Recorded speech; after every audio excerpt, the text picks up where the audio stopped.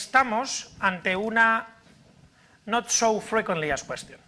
Es decir, quizá no tan frecuentemente preguntado esto como debería serlo. ¿Por qué? Porque en realidad todas las causas de justificación, todas absolutamente, es decir, para la comprensión de si concurren en cada una de las causas de justificación los elementos de las causas de justificación, si se da de forma completa o se da de forma incompleta, etcétera, lo que hay que hacer es comprender bien cuál es el fundamento de las causas de justificación.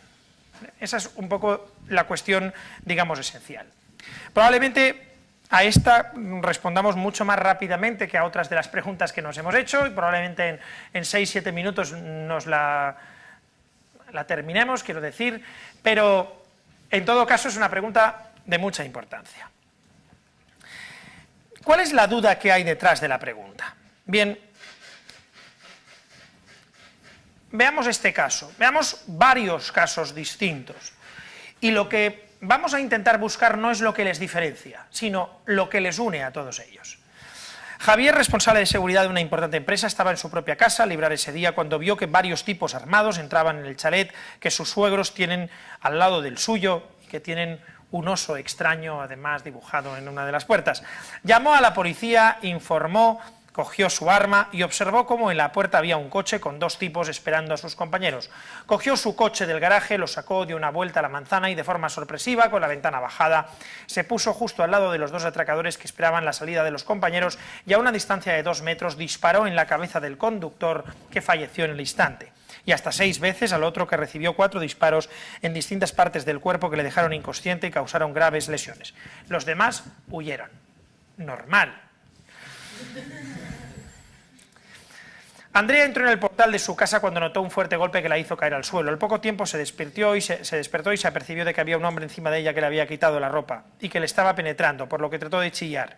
El agresor le tapó la boca violentamente y siguió penetrándola mientras le decía que si no se estaba quieta la mataba. Entonces Andrea giró la cabeza para no mirar y vio como el agresor se le había caído una pistola. Andrea la cogió y, tras decirle déjame en paz y recibir como respuesta un calla o te mato, decidió disparar al cuerpo de su agresor de arriba abajo. La bala entró por la zona abdominal causando graves daños que supusieron la muerte del violador.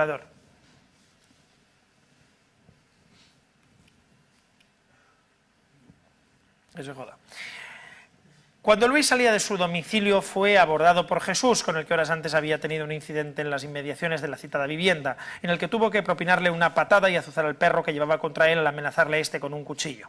Tras intimidar a Jesús con una pistola, efectuó un disparo contra sin alcanzarle, produciéndose un forcejeo entre ambos en el que consiguió Luis arrebatarle la pistola, con la que de forma sucesiva realizó 5 disparos contra Jesús, que le alcanzaron todos ellos en las zonas corporales que después se expondrán, bla, bla, bla.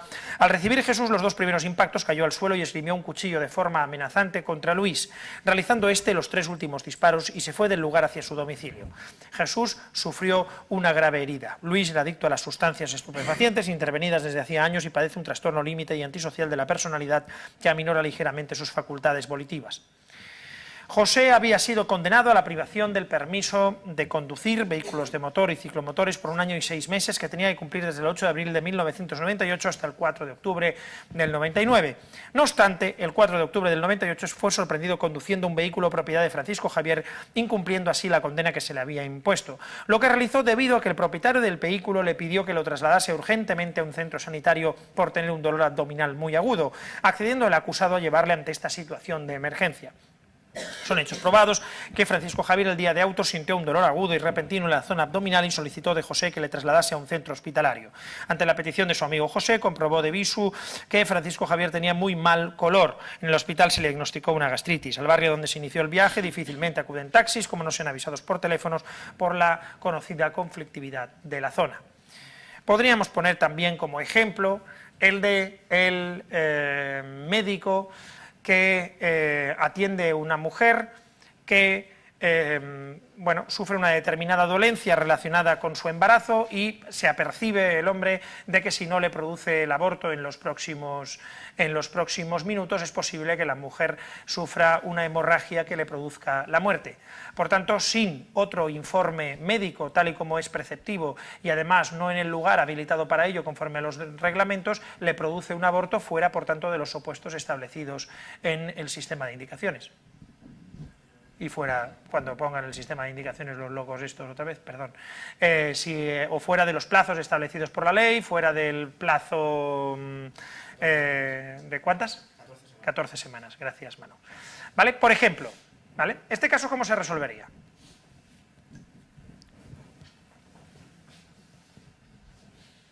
¿Habría delito, sí o no? La mujer se le pasa que se va a morir si no se le produce el aborto. Es básicamente la descripción de los hechos. La mujer no se muere, pero el niño sí, o el no nacido, o el nasciturus, o el feto.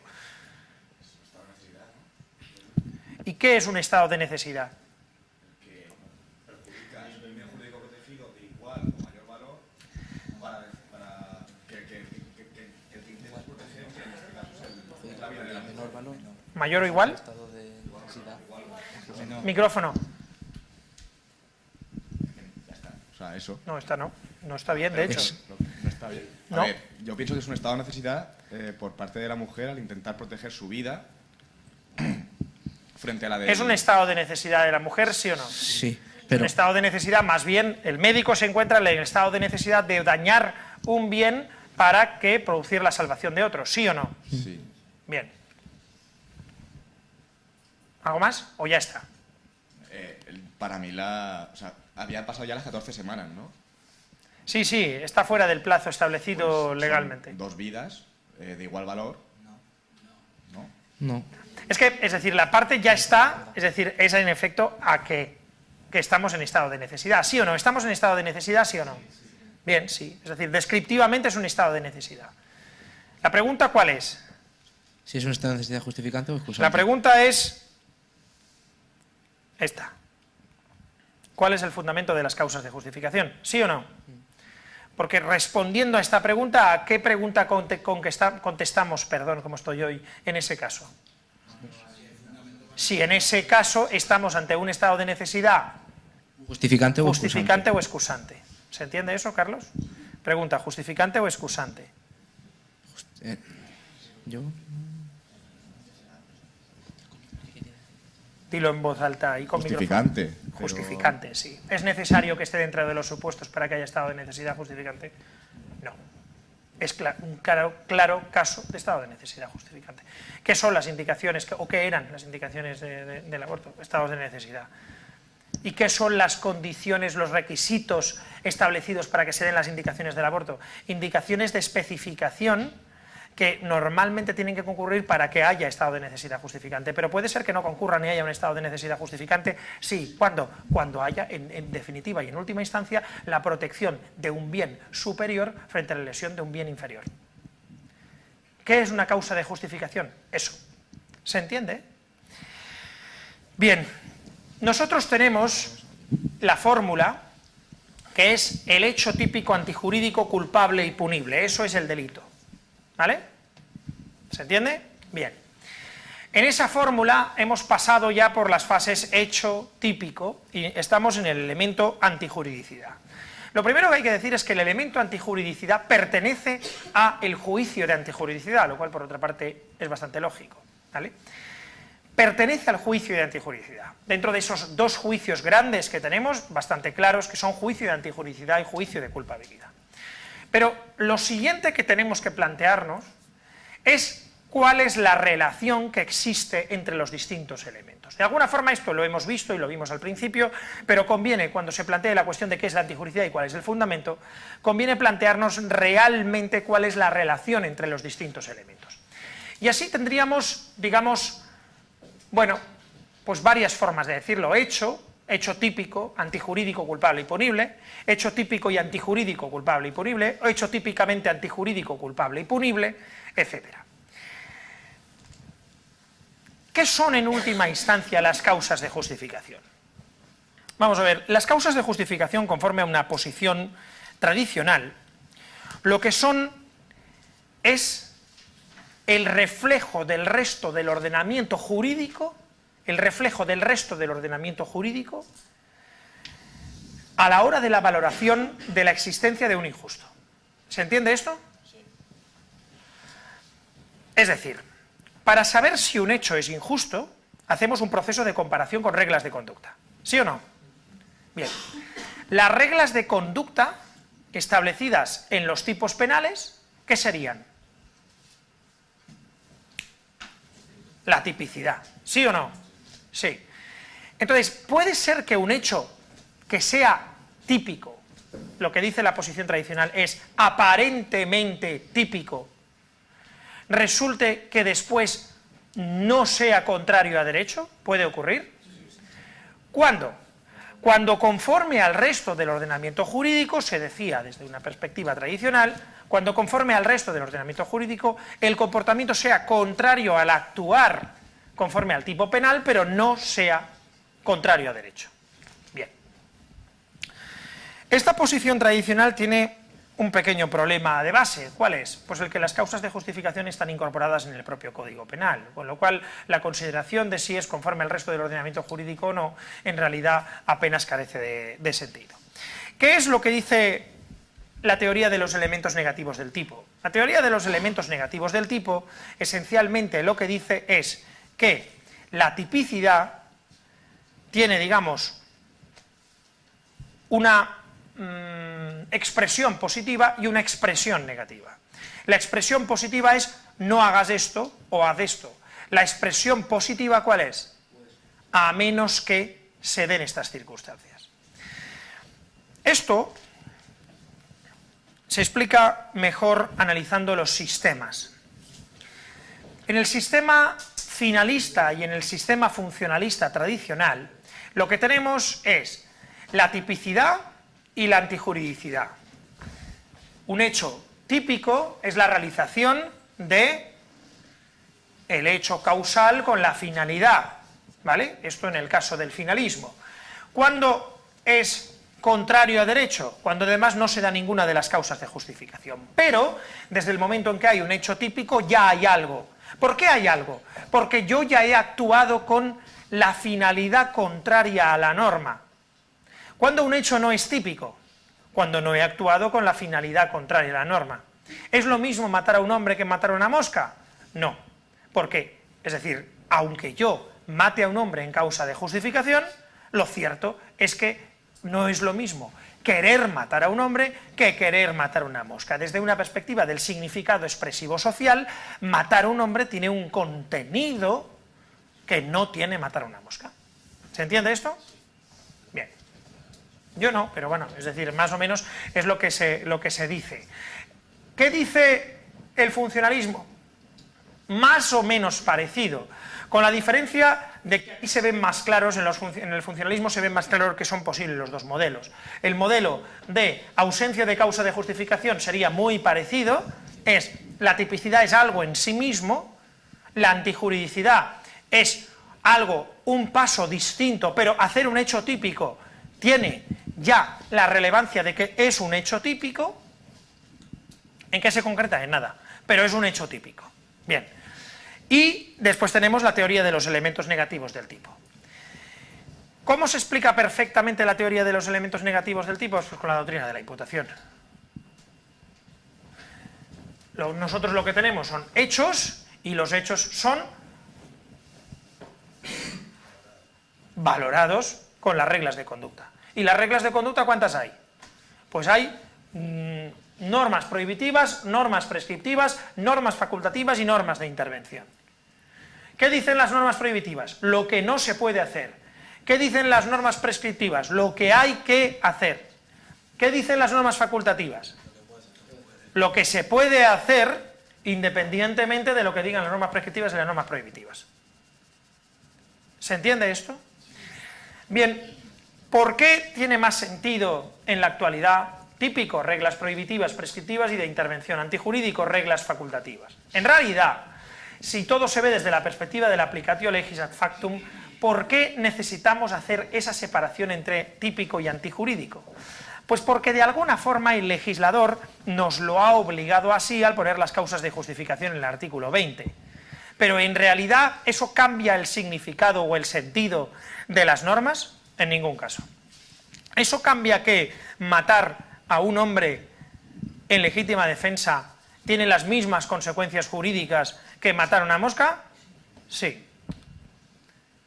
La cuestión está en que, es decir, yo no realizo el tipo penal porque no pone, el tipo penal no pone el que matare a un hombre a menos que fuera en legítima defensa, sino que hay una forma, una técnica de regulación que es llevarse las causas de justificación a la parte general para que se apliquen a todos los tipos penales. Pero en realidad la teoría de los elementos negativos del tipo es más acertada al decir que realizar un hecho aparentemente típico pero que en realidad está permitido por una norma facultativa es exactamente lo mismo que realizar un hecho que no es aparentemente típico. ¿Se entiende? ¿Se entiende? Antonio, ¿se entiende o no? Se entiende. ¿Seguro? Bien. Ahora, esto está bien, ¿eh? Mira qué bonito. Sí, no sé qué he hecho aquí. Bien, el fundamento de las causas de justificación. ¿Cuál es el posible fundamento de las causas de justificación? ¿Cuál es? Bueno, pues en realidad el fundamento de las causas de justificación es el fundamento por el cual se establezcan las reglas facultativas. ¿Cuál es el fundamento de una norma prohibitiva o de una norma prescriptiva? ¿Cuál es?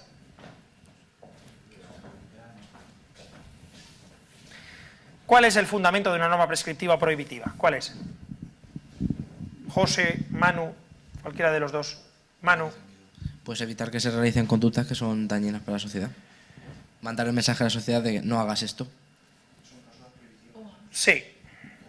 O haz esto en el, O haz esto. Bien, sí. Sí, vamos a ver, eso es lo que son. ¿Y cuál es el objetivo que tienen? Que no lo hagan. Pero ¿por qué? Que no hagan, ¿por qué esa conducta en concreto y no otra? Que no hagan ¿qué tipo de conductas?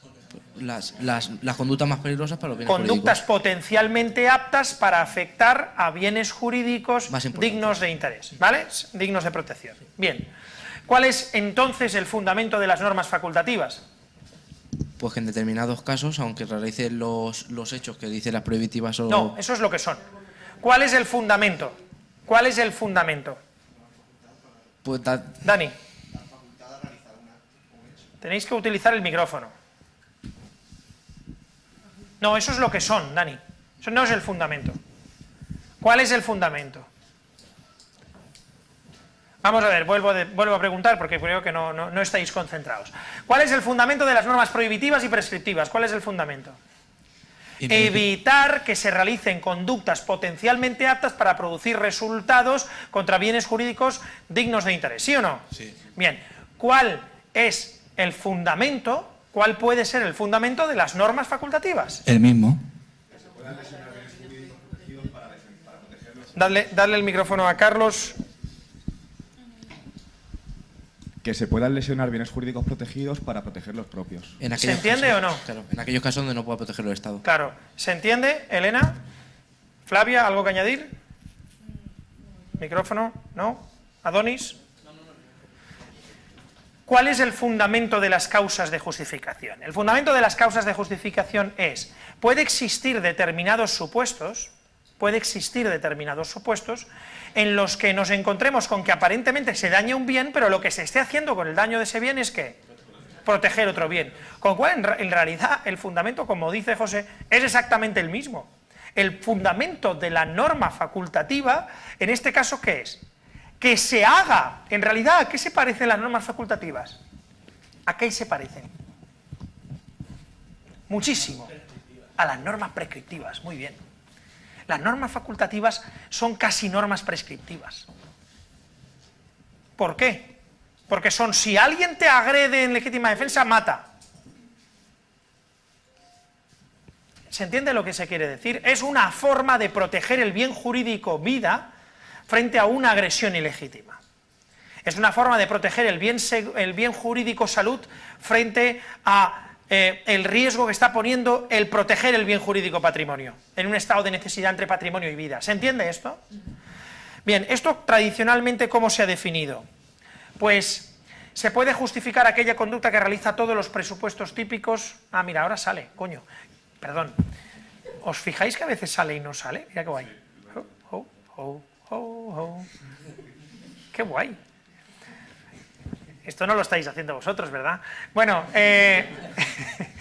¿Cuál es el fundamento entonces de las causas de justificación? Pues ese. Se puede justificar aquella conducta que realiza todos los presupuestos típicos y que infringe aparentemente el valor protegido, precisamente porque lo que se hace con esa conducta es que proteger el valor protegido. ¿Vale? Son normas permisivas expresamente reguladas. ¿Por qué son expresamente reguladas? ¿Tienen que estar reguladas normas permisivas? Las normas facultativas tienen que estar expresamente reguladas, hombre, evidentemente. Y las prohibitivas también. Por principio de legalidad. Ahora, en las normas facultativas parece más evidente que tienen que estar expresamente reguladas. ¿Por qué? Bueno, porque solo se podrá dañar un bien cuando ¿qué?